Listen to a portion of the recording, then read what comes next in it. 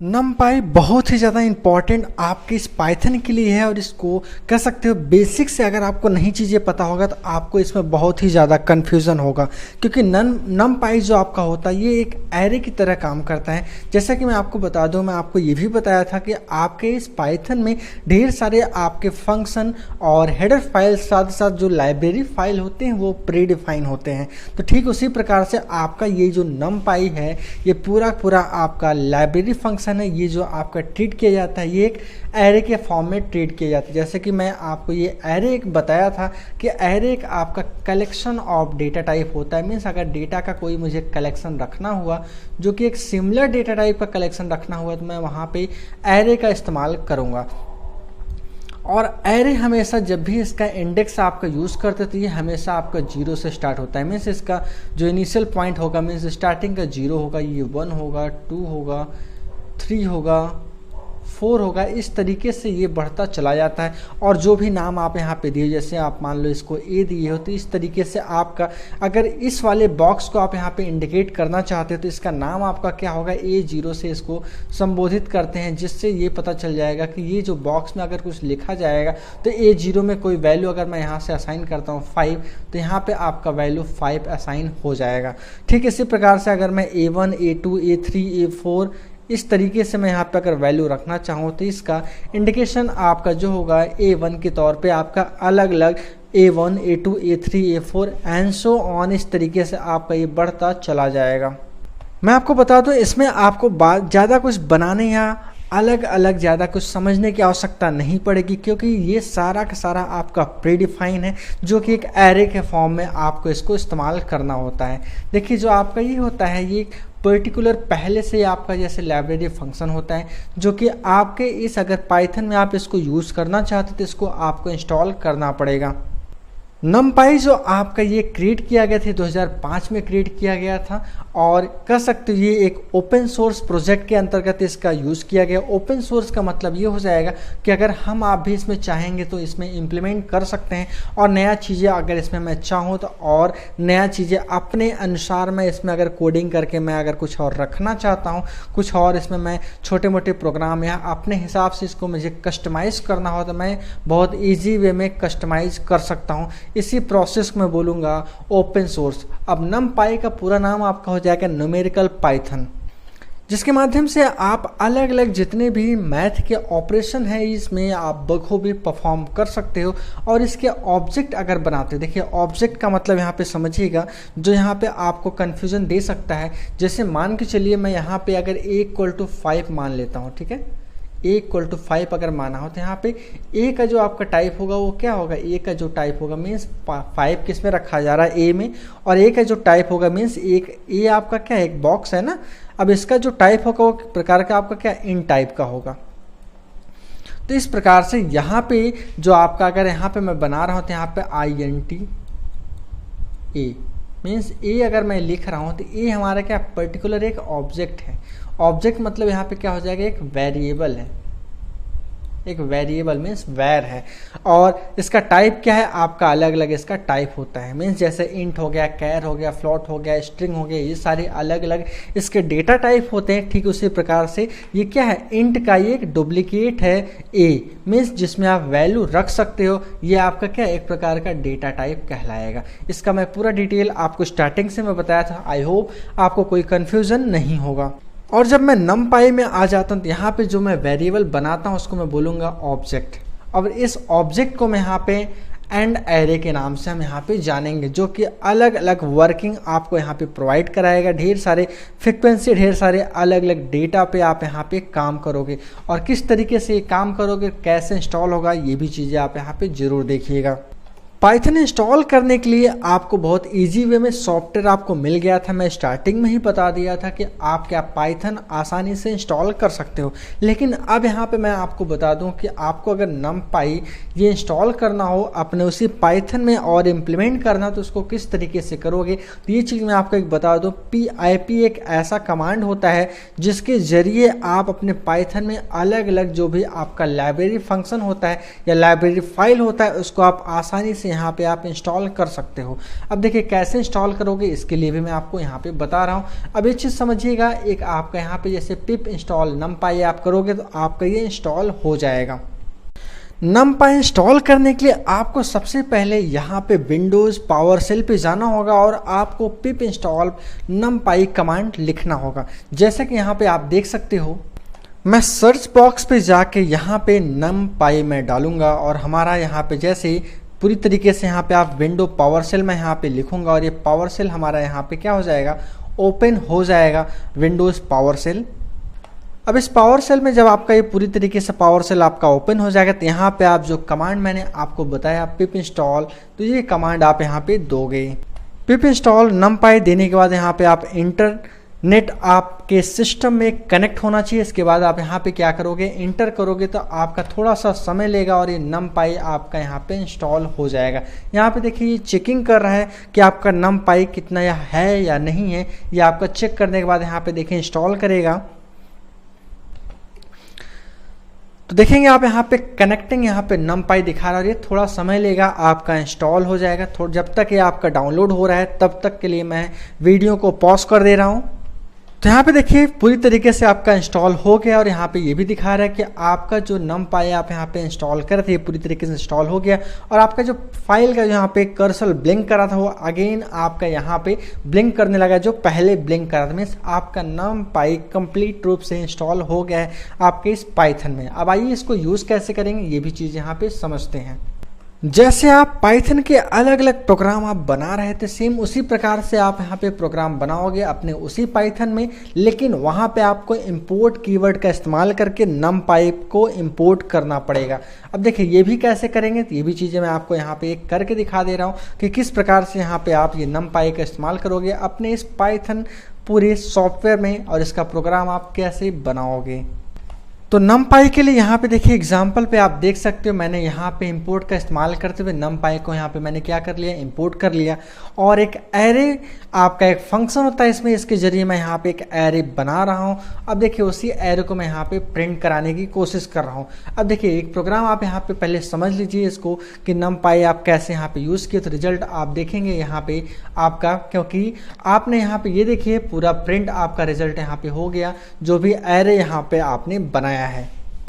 तो इस प्रोग्राम में यहाँ पे आपको ये देखने के लिए मिलेगा जैसे numpy आपका एक लाइब्रेरी फंक्शन जिसको आप यहाँ पे अभी इंस्टॉल करके इंपोर्ट किए हो।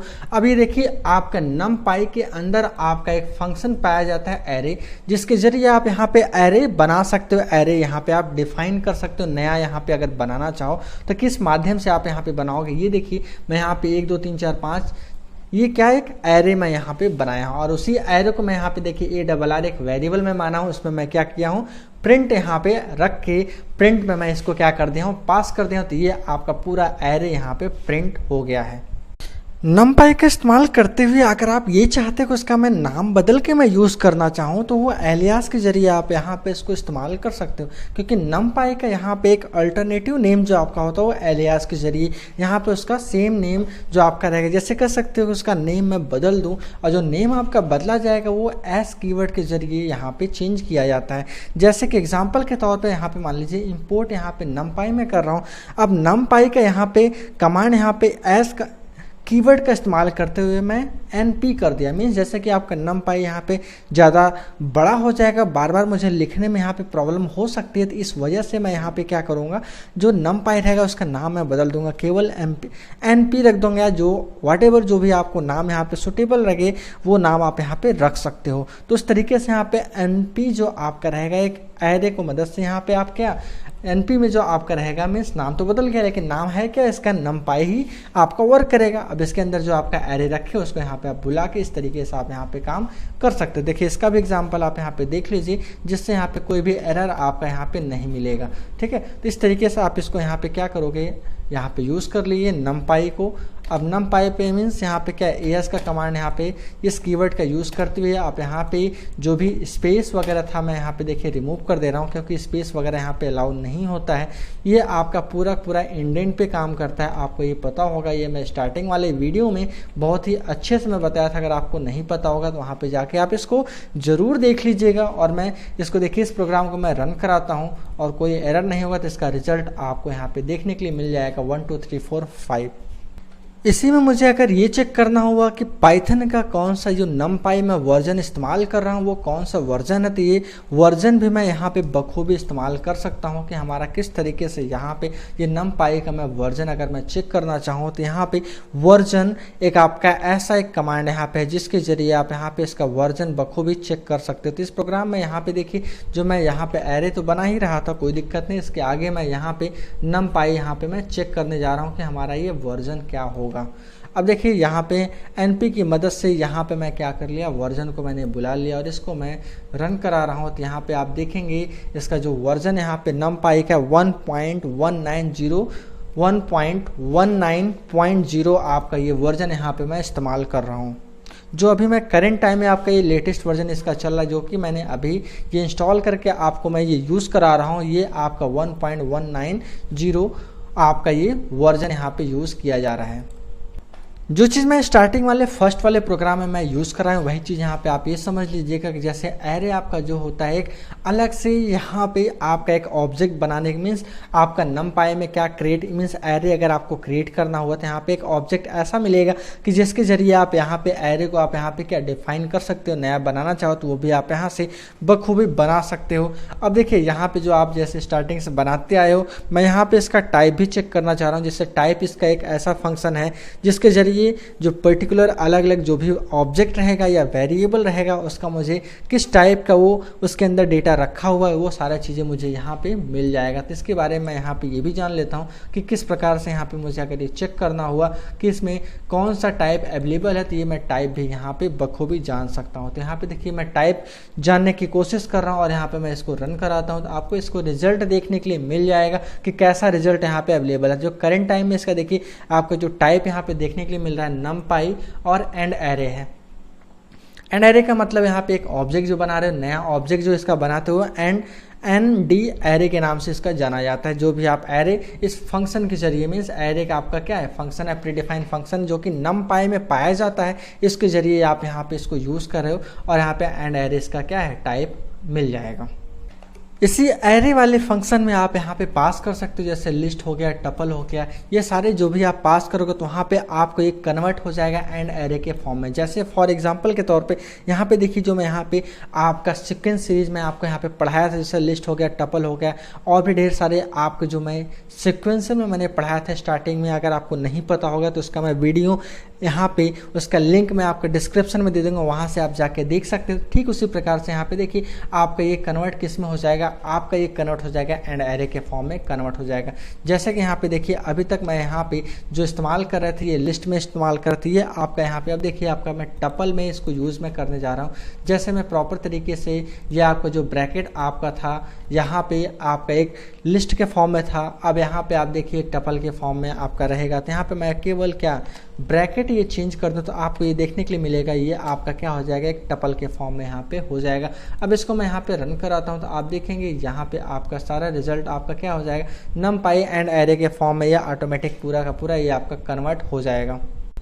इस प्रकार से आपको ये तो समझ में आ ही गया होगा कि collection of similar data type कहलाएगा एरे, और इस पाइथन में आपका एरे का जो टाइप होगा वो 4 प्रकार से पाया जाएगा। जैसा कि यहाँ पे आपको 0 डायमेंशन, 1 डायमेंशन, 2 डायमेंशन, 3 डायमेंशन आपका ये एरे का अलग अलग टाइप कहलाएगा। इस तरीके से यहाँ पे आपका जो एरे का टाइप रहेगा, सबसे पहला आपका 0 डायमेंशन। ये चीज़ यहाँ पे ये समझिएगा, जैसे यहाँ पे मैं बोलूँ 0 डायमेंशन या और इसको और भी बोला जाता है स्केलर डायमेंशन भी बोलते हैं। अब इसका एलिमेंट यहाँ पे रहेगा, अगर कोई भी यहाँ पे डायमेंशन इसका पूरी तरीके से डिसाइड ना हो कि आपका ये हॉरिजॉन्टल हो, मीन्स 1D है या 2D है, मीन्स यहाँ पे जो आपका एरे का फॉर्म हो यहाँ पे केवल एक ही यहाँ पे जो भी एलिमेंट हो तो ये आपका कह सकते हो या तो 0 ही रहेगा, क्योंकि ये आपका ना ही रो है ना ही कॉलम है। यहाँ पे आपका रो भी कर सकते हो और कॉलम भी कर सकते हो, तो इसलिए आपका दो अलग अलग चीज़ें रहेगा, तो इसीलिए इसको क्या बोलते हैं, जीरो डायमेंशन यहाँ पे बोलते हैं। अब देखिए इस प्रोग्राम को मैं यहाँ पे रन कराता हूँ, क्योंकि यहाँ पे जो numpy के जरिए यहाँ पे एज एनपी के जरिए इसका नाम आप यहाँ पे बदले हो। अब एनपी के जरिए यहाँ पे एरे की मदद से यहाँ पे आप क्या जीरो डायमेंशन एरे आपने फॉर्म किया और इसको यहाँ पे क्या कर रहे हो, प्रिंट कराने की कोशिश कर रहे हो। अब यहाँ पे ये देखिए इस प्रोग्राम को मैं यहाँ पे पूरी तरीके से रन कराता हूँ और आपको यहाँ पे रिजल्ट देखने के लिए मिल जाएगा कि इसका रिजल्ट क्या और किस तरीके से आता है, जो कि मैं यहाँ पे बार बार मैं यूज़ किया हूँ और मैं इस स्पेस को मैं यहाँ पे हटाने की कोशिश किया हूँ, जिससे आपका जो भी कुछ यहाँ पे स्पेस है, स्पेस की वजह से जो आपका एरर आएगा वो चीज़ें यहाँ पे हट जाएगा। अब दोबारा मैं इसको देखिए यहाँ से रन करने की कोशिश कर रहा हूँ, तो रन करेंगे तो यहाँ पे देखिए आपका रिजल्ट यहाँ पे 42 मिल जा रहा है, क्योंकि रिजल्ट मैं यहाँ पे क्या दिया हूँ, केवल जीरो डायमेंशन में एक ही अगर यहाँ पे एलिमेंट दूंगा तो आपका कहलाएगा जीरो डायमेंशन। इस तरीके से यहाँ पे आप देखिए अगर वन डायमेंशन रहेगा तो केवल आपका यहाँ पे रो ही मिलेगा। अभी आपको देखिए रो के फॉर्म में ही रहेगा, आपका यहाँ पे ये कहलाएगा वन डायमेंशन। ठीक है, इस तरीके से आप यहाँ पे ये देखेंगे यूनी डायमेंशन भी इसको बोलते हैं या वन डायमेंशन के नाम से इसको हम जानते हैं। जब भी इसका रहेगा कॉमन चीज़ें आपको ये देखने के लिए मिलेगा, आप यहाँ पे बार बार ये चीज़ें जो रिपीट हो रही है ये चीज़ें आपका एक कॉलम के फॉर्म में यहाँ पे आपका जो भी मिल रहा है अलग अलग रो के फॉर्म में यहाँ पे मिल रहा है। मीन्स यहाँ पे अगर कॉलम की बात करेंगे तो यहाँ पे 5 कॉलम मिल रहा है और रो के यहाँ पे है क्या मिल रहा है, आपका एक ही मिल रहा है। मीन्स यहाँ पे वन डे एरे इस फॉर्म में रहेगा।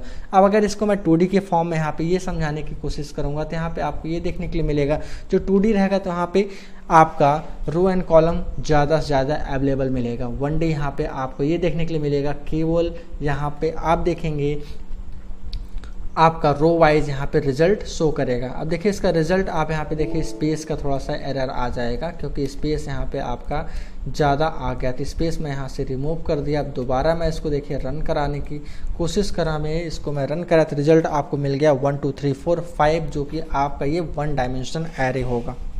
इसके बाद यहाँ पे आप ये देखिए कि अगर 2 डायमेंशन एरे यहाँ पे आप इस्तेमाल करो तो ये भी देखिए आपको 1 डायमेंशन एलिमेंट का अगर यहाँ पे 2 तरीके से यहाँ पे मैं इसको यूज़ करूँ, ये देखिए जैसे 1 डायमेंशन एरे आपका ये हुआ, कॉमा देके मैं इसको बार बार यहाँ पे इस्तेमाल करूँ। अगर मैं इसका थोड़ा सा मैं शेप बनाना चाहूँ तो ये देखिए इसका शेप कुछ इस तरीके से बनेगा, जैसे यहाँ पे ये देखिए आपका एक रो रहेगा, एक कॉलम रहेगा। अब यहाँ पे मैं जैसे 2 क्रॉस 2 मीन्स 2 बाई 2 का यहाँ पे मैं मैट्रिक्स बनाना चाह रहा हूँ, 2 क्रॉस 2 का।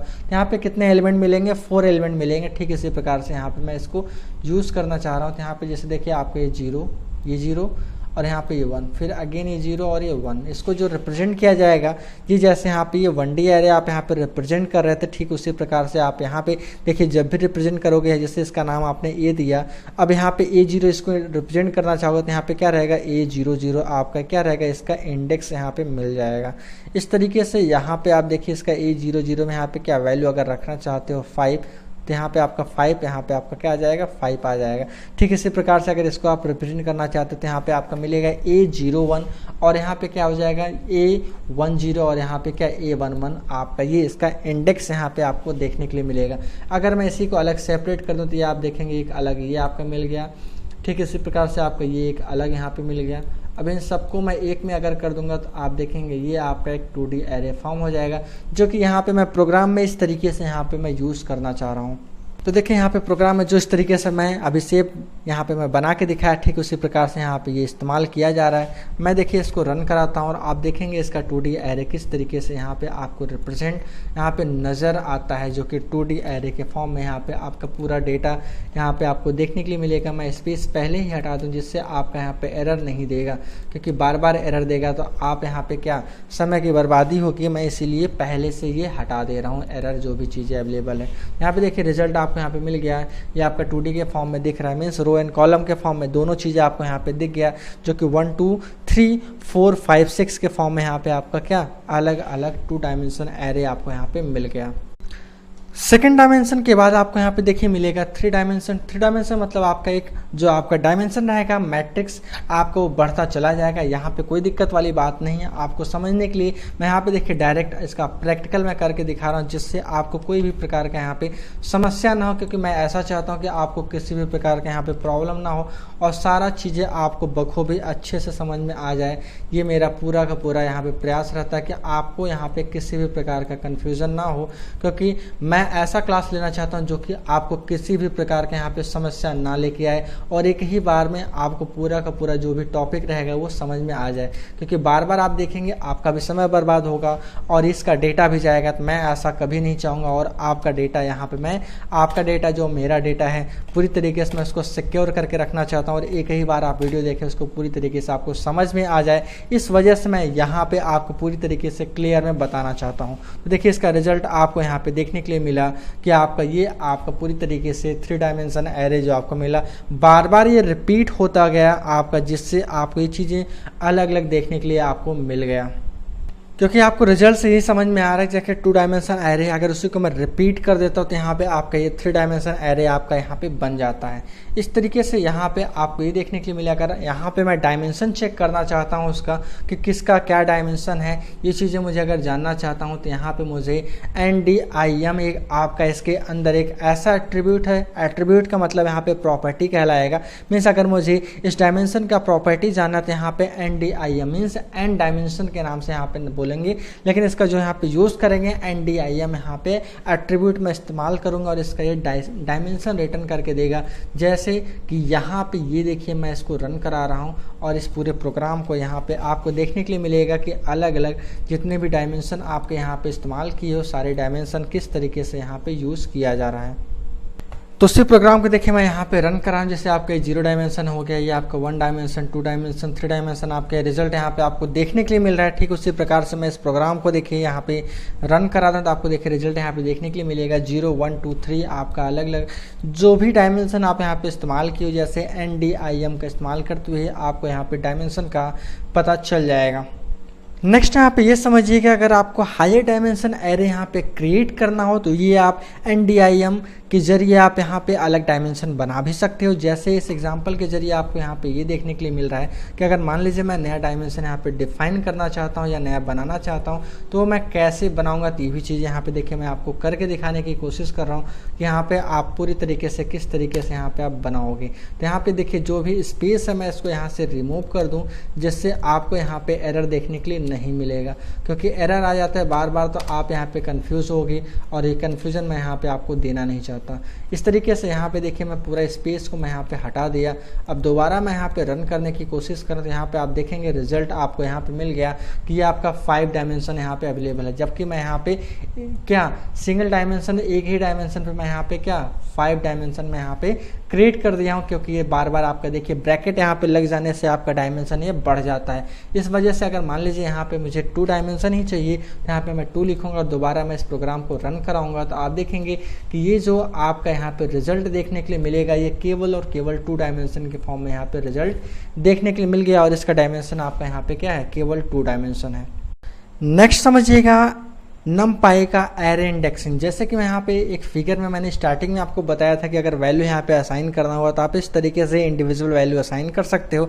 जैसे इसको आप यहाँ पे पहचान जो आपका रहेगा A0 के फॉर्म में, ये 1D के फॉर्म में रहेगा। ठीक इसी प्रकार से यहाँ पे अगर 2D के फॉर्म में दे रहे हो या 3D के फॉर्म में दे रहे हो या आपका अलग अलग यहाँ पे जो डायमेंशन रहेगा वो बढ़ता चला जाएगा। इस तरीके से यहाँ पे आपको देखने के लिए ये मिलेगा कि जैसे यहाँ पे देखिए मैं अगर एक्सेस करना चाह रहा हूँ इंडिविजुअल किसी को तो यहाँ पे जैसे 0 इंडेक्स पे जो रहेगा 0 पे क्योंकि आपका ये 1 है और 2 पे आपका 1 है। ठीक है, ये आपका अलग अलग तरीके से यहाँ पे इंडेक्सिंग आपको यहाँ पे देखने के लिए मिलेगा। ये मैं इसको डायरेक्टली आपको यहाँ से रन करा के दिखा रहा हूँ और जो भी इंडेक्सिंग आपको यहाँ पे देखने के लिए मिलेगा कि इंडिविजुअल मैं इसको कैसे यहाँ पे मैं एक्सेस करने की कोशिश कर रहा हूँ, क्योंकि जो मैं एक्सेस करूँगा यहाँ पे आपको ये देखने के लिए मिलेगा क्योंकि मैं इंडिविजुअल मैं इसको एक्सेस कर रहा हूँ। इसी प्रोसेस को मैं यहाँ पे बोलूँगा इंडेक्सिंग, जो कि यहाँ पे आप इंडेक्सिंग की मदद से आप एक एक इंडिविजुअल आप इसको यहाँ पे एक्सेस कर सकते हो। जो कि 0 नंबर पे आपका देखिए यहाँ पे 1 रिप्रेजेंट कर रहा है। अगर यही सेम चीज़ें मैं यहाँ पे क्या कर दूँ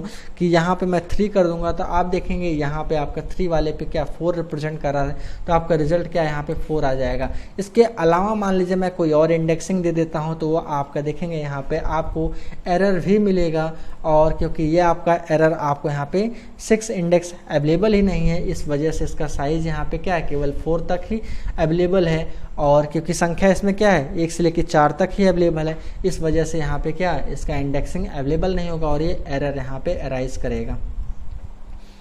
इसी में आप देखिए अगर यहाँ पे 2 डायमेंशन एरे पे यहाँ पे आप यूज़ करना चाहो तो ये भी आप यहाँ के देखिए 2 डायमेंशन एरे पे भी आप यहाँ पे इस्तेमाल कर सकते हो, जो कि यहाँ पे बहुत ही इजी है समझना, क्योंकि यहाँ पे ज़्यादा आपको अलग अलग समझने की आवश्यकता नहीं है, क्योंकि थोड़ा सा बस यहाँ पे चेंजिंग आपको करने के लिए मिल रहा है और सारा का सारा डिटेल आपको यहाँ पे बखूबी समझ में आ जाना चाहिए।